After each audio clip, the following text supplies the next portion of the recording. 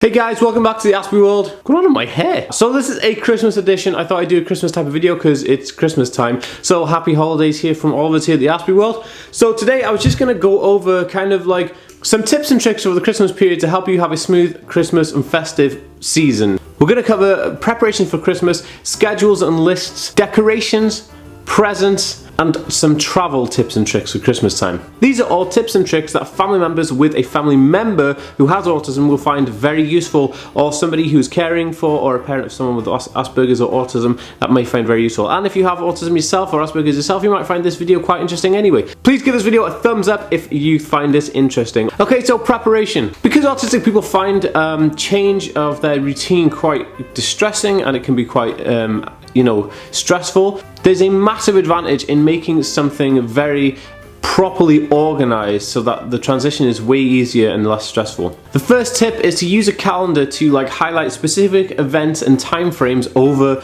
the festive period, like events or school productions or Christmas markets and all that kind of stuff. So you have a visual outline of everything that you would want to try and accomplish within that festive period. Another way is to kind of reinforce what Christmas is all about and talk about it quite a lot with the person. So have them talk about how important Christmas is, what it means for family, and kind of try and reinforce that idea of Christmas so it's not so much of a shock when it happens. Another idea is to make kind of a small booklet showing Christmas tree decorations, Christmas presents, some pictures of Christmas time and trees and the decorations. And the only thing to watch out for is that if you have a specific family member who is very literal with their autism, then try and make sure that the decorations that you show them will be the same decorations that you put on the tree. I know this can be quite distressing, especially if you show something and you say this is how it's going to be and it's not. That can get very stressful.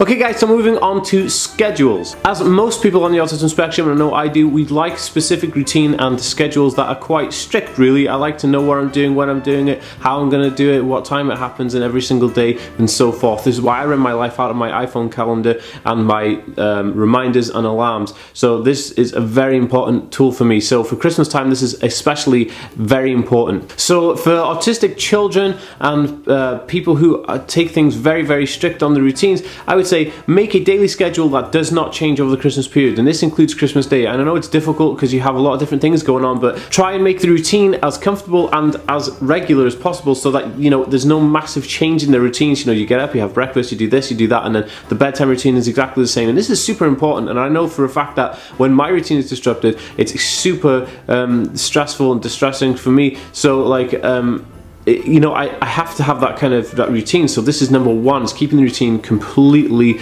linear the whole time.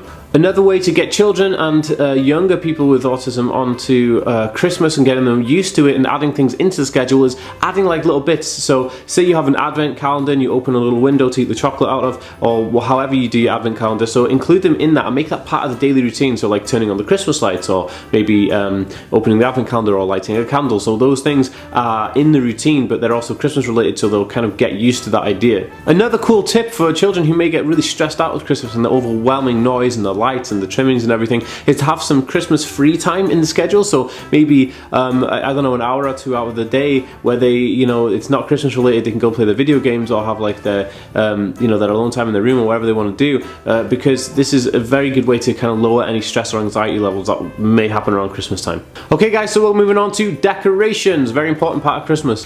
So basically having a massive tree in your house with loads of lights on it, if it just suddenly appears out of nowhere, it could be very stressful for someone on the autism spectrum. So basically the first tip here is to have the person or your family member with autism help you choose the tree, choose the decorations that go on it, take them out shopping, show them different types of decorations, how they hang on the tree and stuff, because that way you feel more involved. So I know that when I was a kid, we kind of made a lot of the decorations, so that's another tip, is to have your child or your family members make the decorations to put on the trees. But as you get older, obviously, what me and my partner Naomi did is we went out to the Christmas store, and so we shopped around for a while, and then I kind of found that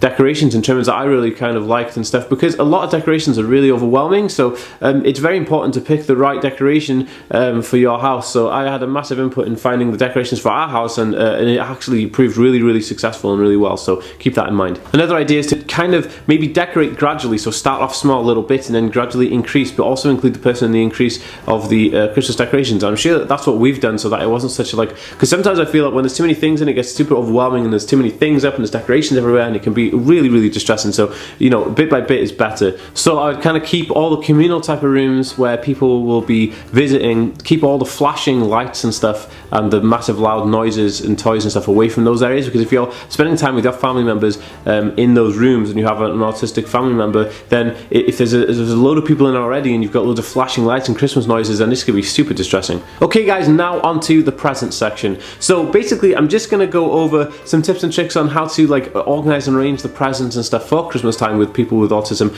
But I was thinking about doing a video next week on presents specific for autistic people. So if you'd like to see a video on present ideas for autistic people, please give this video a big thumbs up and leave a comment in the comment section below, and I'll do that video next week. Okay, so with Christmas presents, an idea is to limit the amount of presents coming from certain people. So you'd say, well, we have one from mum, one from dad, one from your brother, one from your sister, and one from granddad. So you kind of know that person has that one gift to you, or you say, oh well, there's like two from them. So you kind of make almost like a plan of how many presents are from who. So because it becomes super overwhelming, and you don't know what's what, and it could really trigger a meltdown if you don't know what is what and it's not organized properly. Another very vital tip here is to introduce the presents one by one. I know when I was a young boy, if you were overloaded with presents too much at once, I didn't know what the heck was going on. I didn't really get the idea of Christmas. So when I was really young, maybe like 5 or 6, I couldn't really understand properly what was going on. So but when my parents started introducing just one present at a time and then opening the present with me, I kind of got super involved and I understood it a bit more. I will be doing another video on myself and Christmas, like how I dealt with Christmas when I was a kid, but that will be like a bonus video during the week, because I know Christmas week falls midweek and everyone's busy, so I'll be doing like 2 uploads before Christmas week.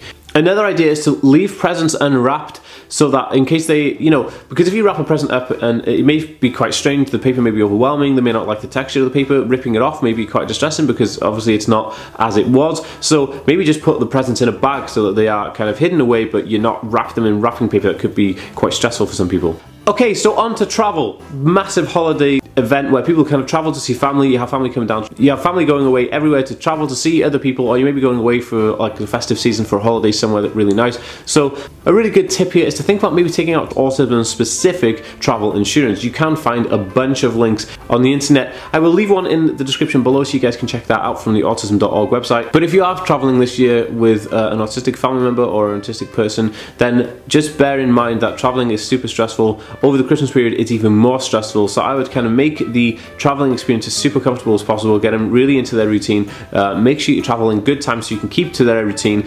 Also have things like video games or the iPad available and around you at the time, so that you don't kind of have an issue where you won't be able to soothe their, so say they're having a panic attack or an anxiety attack or having a meltdown, you're able to soothe that with those things that they really enjoy. So that was my festive video. If you'd like to learn more about autism and Asperger's, please hit the subscribe button above. If you'd like to see my last video, please click the video over here. Please support me on Patreon, guys, and I'll see you next time. Peace!